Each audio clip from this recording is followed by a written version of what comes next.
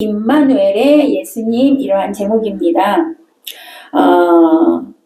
예수님이 이 땅에 오셨는데 이름이 두 가지죠. 이 땅에 오시면서 예수라는 이름을 하나님이 주셨고 또 다른 이름을 주셨는데 그것이 바로 임마누엘이라는 이름입니다. 2000년 전에 유대 땅 작은 고을의 베들레헴에 아기 예수님이 태어나셨습니다. 자, 베들레헴이라는 것은 집이라는 뜻의 두 단어가 합성어입니다. 집이라는 뜻의 베이트와 빵이라는 뜻의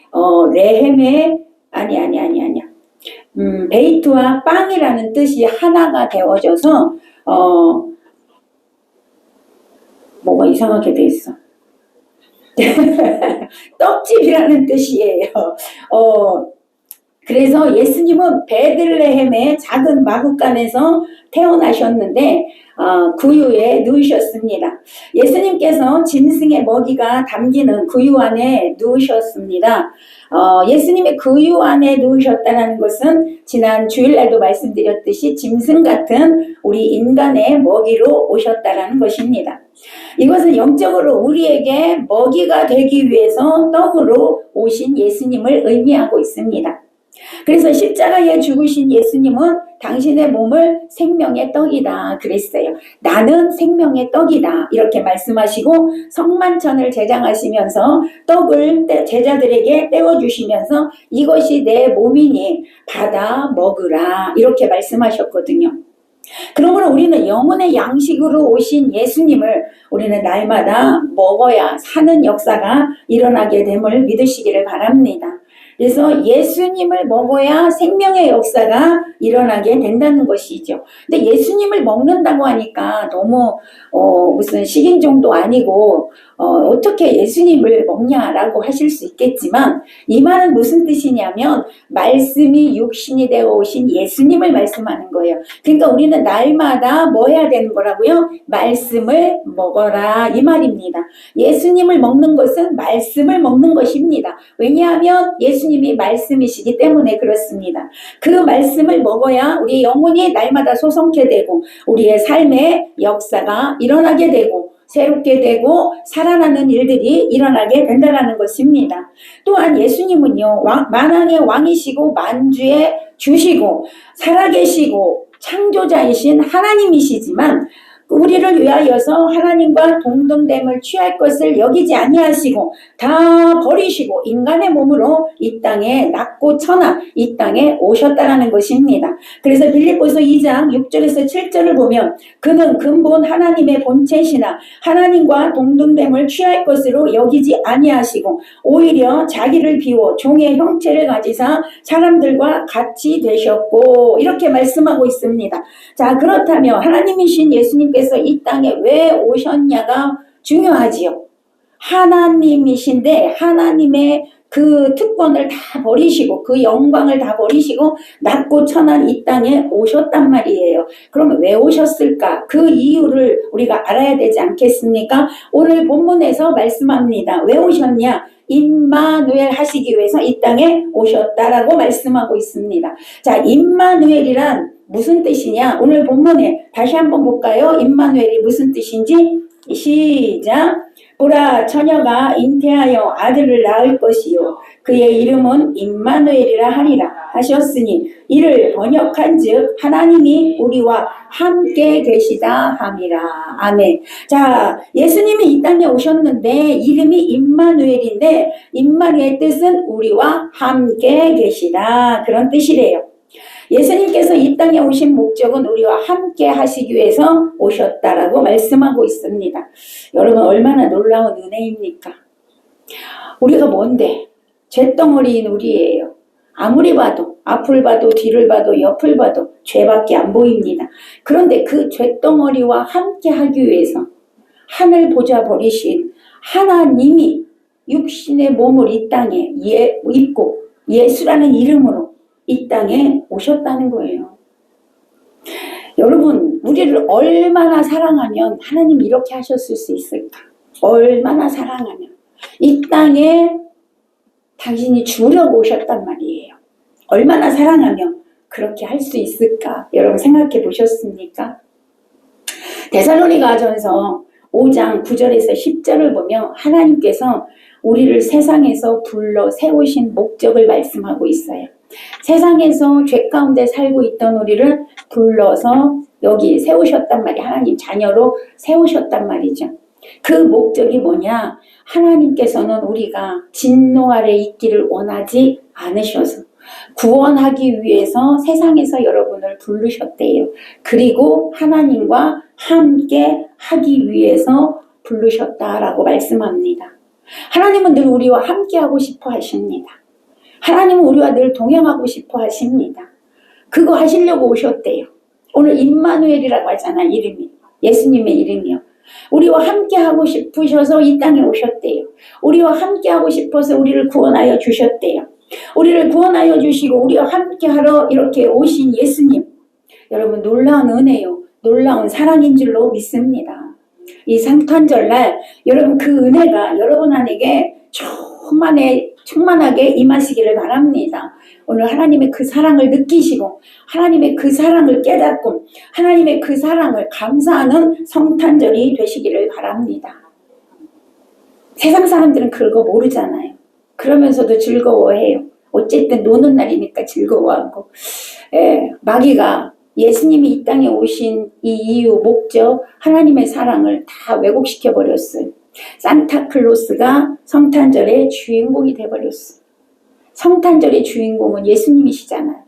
근데 산타클로스가 돼버렸어요. 먹고 마시고 즐기는 그런 날이 돼버렸습니다. 자, 그러면 여러분 임마누엘이란 축복 얼마나 큰 축복입니까? 여러분이 이미 이 축복을 받은 자인 줄로 믿습니다. 여러분 세상에 살면서 어떤 것이 가장 큰 축복이라고 생각하고 사십니까? 세상의 그 어떤 축복보다도 크고 위대한 복은 바로 하나님께서 나와 함께 하시는 임마누엘의 축복인 줄로 저는 믿습니다. 아무리 명예, 권세, 재물을 얻는다 할지라도 하나님이 함께 하시지 않으면 아무것도 아니라는 거예요. 그러므로 하나님의 그 사랑에 이 세상에서 비교할 수 있는 건 아무것도 없다라는 것입니다. 왜 그럴까요? 여러분 그것은 온 세계와 온 우주 만물이 다 하나님 손에 있기 때문에 그래요. 하나님의 주권하에 있기 때문이라는 것입니다. 온 세계와 주권이 만유보다 크시며 능치 못할 일이 없으신 하나님께 속하였기 때문에 하나님이 주인이시기 때문에 그 하나님이 여러분과 함께하며 여러분에게는 부족함이 없게 되는 겁니다. 어떤 것도 문제가 되지 않는다는 것입니다. 그래서 나는 좀 부족해도 나는 좀 약하고 연약해도 나는 좀 가난해도 내가 좀 미련해도 여러분 하나님께서 나와 함께 하시면 부족함이 없으리로다. 아멘. 여러분 하나님은 부족한 나를 능하게 하십니다. 약한 나를 강하게 하십니다. 이럴 때는 아멘을 크게 하는 겁니다. 아멘. 가난한 나를 부유하게 하십니다. 미련한 나를 지혜롭게 하십니다. 여러분 그래서 다윗은 시편 23편 거기에서 1절에서 뭐라고 말씀하고 고백하냐면 여호와는 나의 목자시니 내게 부족함이 없으리로다. 다윗은 그걸 믿었단 말이에요. 하나님이 나와 함께 하심을 믿었다는 거죠. 그러니까 하나님이 나와 함께 하시고 친히 나의 목자가 되어주시니 내게 부족함이 뭐가 있으랴 이렇게 고백했던 것입니다. 사실 그렇지 않습니까? 여러분 하나님이 여러분의 목자 되셔서 앞에서 여러분의 가는 길을 인도하시는데 부족함이 있겠습니까? 없지요. 전능하신 하나님께서 나와 함께 하시는데 누가 나를 괴롭히겠습니까? 누가 나를 대적할 수 있습니까? 나를 대적하고 괴롭힌다 할지라도 하나님께서 다 해결해 주신다는 것이죠. 아멘. 여러분 하나님이 함께 하심을 믿으시기를 바랍니다. 구약 성경에 여러분 사드락과 메삭과 아벳느고가 7배나 더 뜨겁게 달궈진 풀무불 속에 던져지는 순간에도 그토록 담대할 수 있었던 이유가 뭡니까? 하나님이 나와 함께 하시다. 이 믿음 때문에 그렇게 할 수 있었던 겁니다. 다니엘이 기도하면 사자굴에 들어간다는 거 알면서도 담대하게 기도할 수 있었던 이유가 뭡니까? 하나님이 나와 함께 하심을 믿었기 때문이라는 거예요. 오늘 여러분에게 하나님이 나와 함께 하신다는 이 믿음으로 여러분 충만해지시기를 바랍니다. 그래서 다윗은 또 시편 23편 4절에서 내가 사망의 음침한 골짜기를 다닐지라도 내가 해를 받지 아니할 것은 주께서 나와 함께 하심이라. 아멘. 사망의 음침한 골짜기를 다녀도 나는 사망의 음침한 골짜기에 빠지지 않는다는 거죠. 해를 당하지 않는다는 거예요. 죽지 않는다는 거예요. 아멘. 왜요? 하나님이 나와 함께 하시기 때문입니다.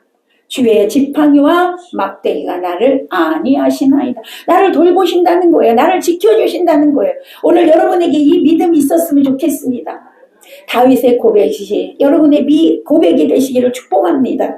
우리들도 나와 함께 하시려고 오신 예수님을 마음속에 영접하고 믿음으로써 함께 하시는 축복이 여러분에게 평생에 있기를 축복합니다. 자, 그러면 임마누엘의 복을 받으려면 어떻게 해야 할까요? 예수님은 십자가 사역을 마치고 부활하사 승천하시면서 이 세상 사람들에게 내가 세상 끝날까지 너희와 항상 함께 하리라 라는 약속의 말씀을 하셨습니다. 마태복음 28장 20절에 보면 내가 너희에게 분부한 모든 것을 가르쳐 지키게 하라. 볼지어다 내가 세상 끝날까지 너희와 항상 함께 있으리라. 아멘. 자, 그러면 여러분 예수님께서 여러분과 항상 함께 하심을 느끼고 계십니까? 아멘. 할렐루야. 하나님께서 여러분의 목자가 되어주심으로 부족함이 없을 뿐만 아니라 사망의 음침한 골짜기로 다닐지라도 여러분 전혀 두려움이 없으십니까? 아멘. 아멘. 할렐루야. 감사합니다. 여러분 그리스도인들이 이 시대에 지금 800만 정도 된다고 합니다. 그 800만에게 이런 질문을 했을 때 아멘으로 대답하는 사람들도 있겠지만 그렇지 못한 사람들이 더 많을 거라는 생각이 저는 듭니다. 똑같이 예수를 믿는데 똑같이 하나님을 믿는다라고 하는데 어떤 사람은 예수님과 동행하는 삶을 살고 예수님이 하나님이 함께 하시는 삶을 사는데 어떤 사람은 그렇지 못한 삶을 살고 있을까요? 이것을 볼 때 하나님은 무조건적으로 아무에게나 누구에게나 함께 하는 건 아니라는 것을 깨달았습니다. 임마누엘로 오셨지만 모두에게 임마누엘의 축복이 있는 것은 아니라는 사실입니다. 자, 그러면 하나님은 어떤 사람에게 임마누엘이 되어주실까? 어떤 사람에게 함께 하실까? 여러분 너무나 중요한 말씀이죠. 하나님이 기뻐하시는 일을 할 때 하나님은 함께 해주신대요. 하나님의 기뻐하시는 일을 할 때. 성경에서 말씀하는데 누가 말씀했냐면 예수님이 말씀하셨어요. 요한복음 8장 29절에 보니까 나를 보내신 이가, 나가 누구예요? 예수님이죠. 예수님이 나를 보내신 이가, 나를 보내신 이는 하나님이세요. 나와 함께 하시도다. 내가 항상 그의 기뻐하시는 일을 행함으로 나를 혼자 두지 아니하셨느니라. 아멘. 예수님 고백이요. 내가 나를 보내신 하나님이 나와 항상 함께 했는데 함께 하신 이유가 내가 하나님의 기뻐하시는 일을 했기 때문이다. 할렐루야. 예수님이 이렇게 말씀하셨어요. 자, 하나님께서 예수님과 항상 함께 하셨는데 하나님의 함께 하신 이유가 예수님은 하나님이 기뻐하시는 일을 했다라고 말씀하고 있는데 예수님이 이 땅에 계실 때 항상 하나님의 기뻐하시는 일을 했습니다. 자기 내 생각대로 한 적이 한 번도 없다라고 성경에 기록이 되어 있어요. 네. 하나님의 뜻대로만 했다라고 성경에 기록이 되어져 있습니다. 여러분 반대로 말하면 예수님이 이 땅에서 계실 때 하나님께서 기뻐하시는 일을 하지 않았다면 하나님께서 함께 하셨을까요? 아니지요. 반대로 말한다면 함께 하지 않을 수 있었다는 얘기예요. 마찬가지로 하나님께서는 모든 사람에게 함께하러 오셨지만 모든 사람과 함께하는 것이 아니라 하나님의 뜻대로 하나님의 기뻐하시는 일을 할 때 하나님이 함께 하신다라는 것입니다. 여러분이 잘 아는 구약성경에 나온 에녹 있지요. 에녹. 여러분 잘 아시죠? 에녹. 에녹은요 65세에 무드셀라를 낳았어요. 그리고 그 후 65세에 무드셀라를 낳은 후에 300년을 하나님과 동행하며 살았다. 기록이 되어져 있어요. 자녀를 낳으며 살았다라고.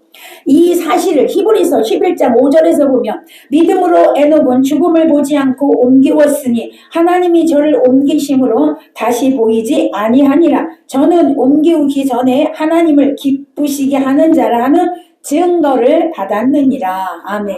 에녹이 65살 이후부터 300년 동안 하나님을 기쁘시게 하는 사람이었대요.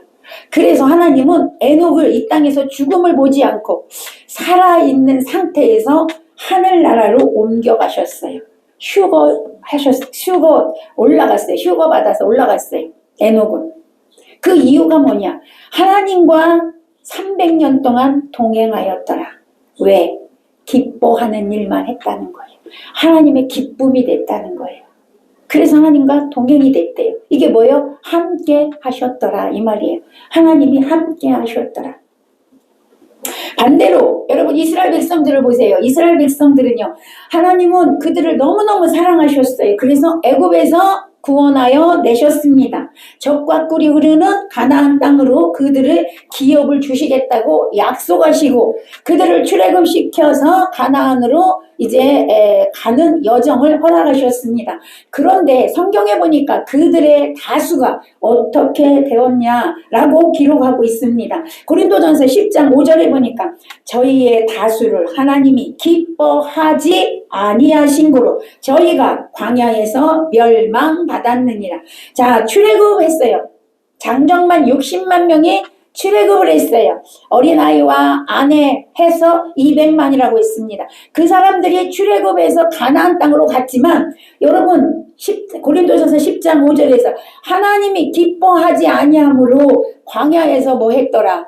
멸망받았더라. 이렇게 되어져 있어요. 자, 그러면 하나님이 왜 기뻐하지 않았을까? 왜 가나안 땅으로 약속했는데 인도하시기로 약속했는데 가나안 땅에 못 들어가게 했을까? 고린도전서 10장 6절에 보면 이유가 나와 있어요.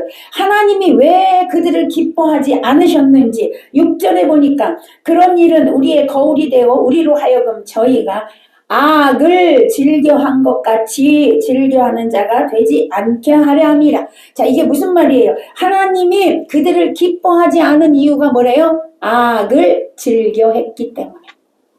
하나님을 기쁘시게 해드리는 자가 아니라 악을 즐겨했기 때문에 그들은 애굽에서는 구원을 받아서 나왔지만 악을 즐겨 행함으로 하나님이 그들과 함께 하지 않아서 가나안에 들어갈 수가 없었다. 이런 뜻입니다. 그러므로 우리는 어떻게 해야 합니까? 고린도전서 10장 6절에서 우리는 그것을 거울로 삼아 이스라엘 백성들을 거울로 삼아 이제 악을 버리고 아멘. 악을 버리고 오직 하나님께서 기뻐하시는 일을 행하는 자가 되어야 될 줄로 믿습니다. 우리의 삶의 목적은 하나님을 기쁘시게 하는 겁니다. 우리의 삶의 목적은 하나님께 영광을 돌리는 것입니다. 예, 하나님을 섬기는 겁니다. 할렐루야. 자, 하나님이 기뻐하시는 일이 그럼 뭘까? 이스라엘 백성들은 하나님을 기뻐하시는 일을 안 했고 에녹은 하나님을 기쁘시게 하는 일을 했단 말이에요. 확연히 다릅니다. 그러면 우리도 기뻐하는 일을 해야 될 거 아닙니까? 오늘 성탄절을 맞이하여서 자, 어떤 게 기뻐하시는 일일까? 그리스도를 섬기는 일이 하나님께 기쁨입니다. 아멘. 보세요. 왜 그리스도를 섬기는 게 하나님께 기쁨이 되냐? 예수 그리스도를 하나님이 이 땅에 보내주셨습니다. 뭐 하라고? 섬기라고. 아멘. 믿으라고 보내주셨단 말이에요. 로마서 14장 18절에 보면 이로써 그리스도를 섬기는 자는 하나님께 기뻐하심을 받으며 사람에게도 칭찬을 받느니라. 할렐루야. 그리스도를 섬기는 자는 하나님께 기쁨이 되느니라. 아멘. 그리스도를 섬기는 것이 우리의 의무요, 우리가 당연히 해야 될 일임을 믿습니다. 그리스도를 섬기는 것이 하나님께서 우리를 구원하신 목적이기 때문에 그래요. 하나님은요, 이스라엘 백성들을 택하시고 그들을 애굽에서 구원해는 그런 과정을 허락하셨는데, 그 과정 속에서 우리를 구원하신 목적이 하나님을 섬기기 위함이었대요. 예수님을 섬기기 위함이었대요. 그렇게 말씀하십니다. 출애굽기 3장 12절에 보니까 하나님이 이르시되 내가 정녕 너와 함께 있으리라. 내가 백성을 애굽에서 인도하여 낸 후에 너희가 이 산에서 하나님을 섬기리니 이것이 내가 너를 보낸 증거니라. 그치요? 하나님을 섬기리니. 아멘. 출애굽 목적이 뭐라고요? 하나님을 섬기리니, 예수님을 섬기리니. 여러분이 애굽에서 살았는데 하나님께서 여러분을 애굽에서 끄집어내서 이곳에 세워놓은 목적이 뭐예요? 하나님을 섬기게 하기 위해서, 예수 믿게 하기 위해서. 예수 믿어야 구원 얻습니다. 예수 믿어야 천국 갑니다. 아멘. 그래서 하나님은 우리를 구원하기 위해서 부르셨다니까요. 그러면 구원받은 자로서 이제 예수님을 믿고 섬기는 자가 되어져야 될 줄로 믿습니다. 그래야 하나님 기뻐하신대요. 그래야 하나님이 함께 하시겠대요. 우리는 그리스도를 섬기되 어떻게 섬겨야 할까 그러면? 자, 그리스도를 섬겨야 하나님이 함께 하신대요. 그럼 그리스도를 어떻게 섬겨야 될까요? 여러분, 사도 바울은 로마서 1장 9절에서 내가 그의 아들의 복음 안에서 내 심령으로 섬겼다 라고 기록이 되어져 있어요. 무엇으로? 그 아들의 복음 안에서. 복음 안에서. 자, 복음이 뭘까? 복음 안에서 하나님을 섬긴대요. 예수님을 섬긴대요, 바울은. 그럼 복음이 뭘까? 베드로전서 1장 25절에 보니까 오직 주의 말씀은 세세토록 있도다 하였으니 너희에게 전한 복음이 곧 이 말씀이니라. 할렐루야. 복음이 뭐예요? 말씀이에요. 성경 66권이에요. 아멘. 말씀이에요. 복음 안에서 섬겼대, 바울은. 우리 보고 그래서 너희도 복음 안에서 그리스도를 섬겨라 라고 말씀하는 거예요. 자, 그러면 복음 안에서, 복음은 말씀이에요. 말씀 안에서 섬겨라 이 말이에요. 말씀 안에서 그리스도 하나님을 섬긴다는 거예요. 하나님을 섬기되 여러분, 내 뜻대로가 아니고 내 생각대로가 아니고 하나님 뜻대로, 말씀대로. 할렐루야. 하나님 말씀대로 섬겨야 된다 이 말이에요. 말씀 안에서. 내 뜻대로 섬기는 걸 뭐라고 하냐면 내가 복음이라고 그래. 내가 복음. 누가 복음이어야 되는데 내가 복음이라고 하는 거야. 내 뜻대로, 내 방식대로, 내 감정대로, 내 하고 싶은 대로. 여러분 그렇게 섬긴다 이 말이에요. 그러면 하나님이 함께 하실 수 없다는 것입니다.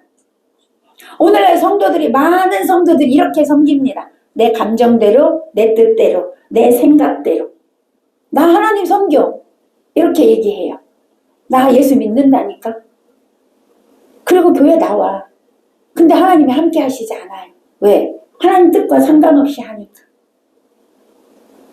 그렇게 신앙생활하면 하나님이 함께 하실 수 없다는 거예요. 저는 여러분이 에녹을 늘 생각하고 예수를 믿었으면 좋겠습니다. 에녹의 신앙을 본받는, 하나님 기뻐하시고 하나님과 동행하시고 그로 인하여 죽음을 보지 아니하고 하늘나라로 가는 그런 축복이 여러분에게 있으면 좋겠습니다. 사도행전 13장 36절에 보니까 다윗은 하나님의 뜻을 쫓아 섬겼대요. 하나님의 말씀대로 살았대요.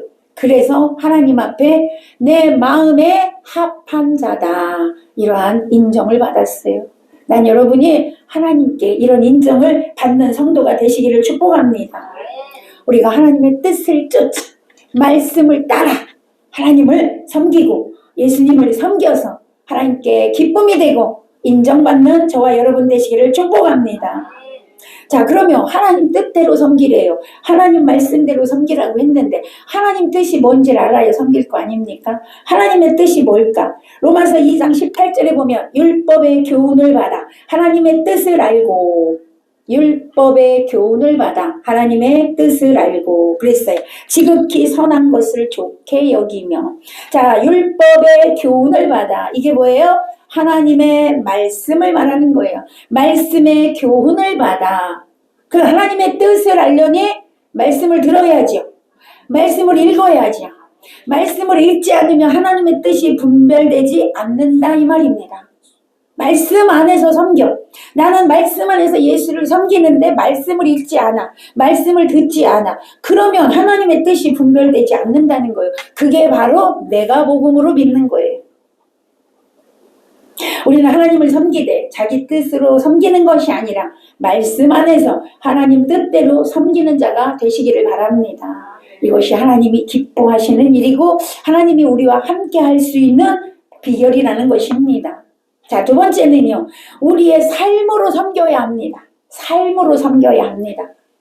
로마서 12장 1절에 보니까 그러므로 형제들아 내가 하나님의 모든 자비하심으로 너희를 권하노니 너희 몸을 하나님이 기뻐하시는 거룩한 산 제물로 드리라. 이는 너희가 드릴 영적 예배니라. 아멘.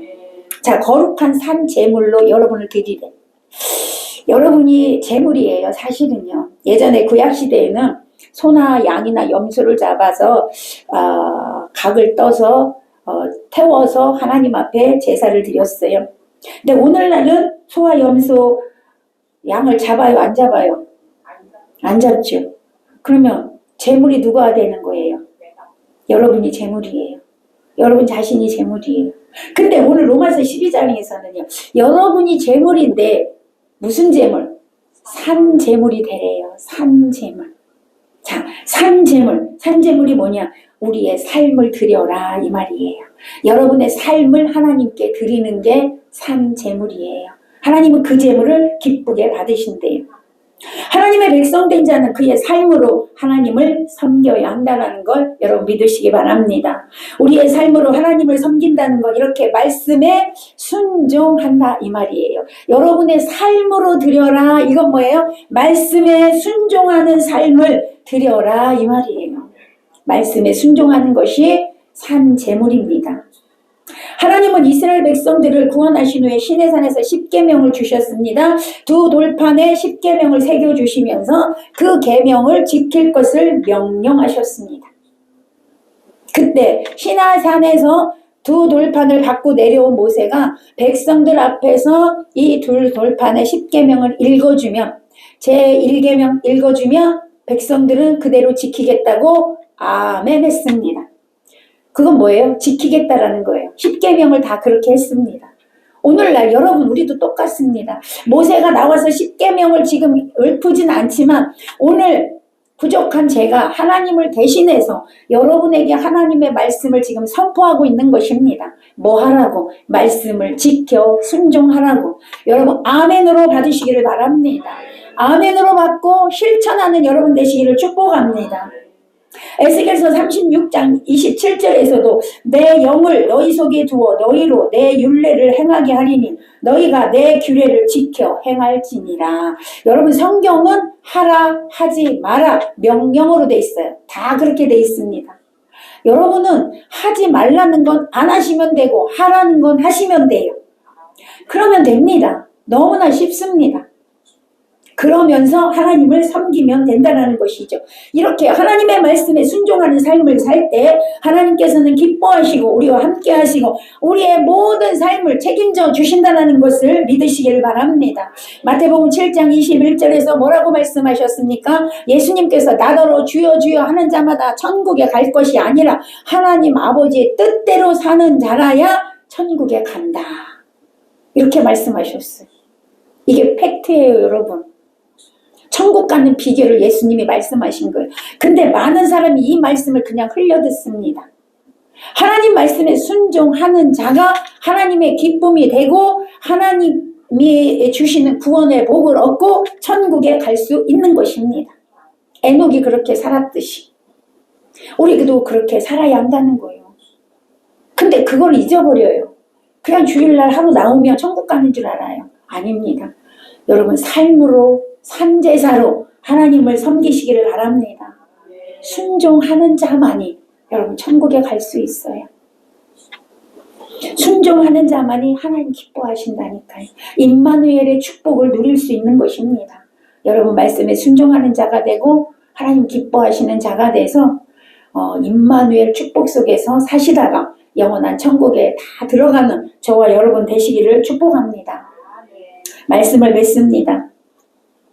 2000년 전에 하나님은 우리와 함께 하시려고 육신의 몸을 입고 예수라는 이름으로, 임마누엘이라는 이름으로 이 땅에 오셨습니다.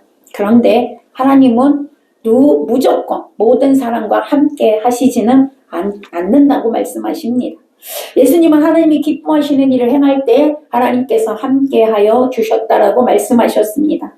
그러므로 우리 또한 하나님께서 나와 함께 하시는 임마누엘의 축복을 받기 위해서 반드시 하나님께서 기뻐하는 일을 하시기를 바랍니다.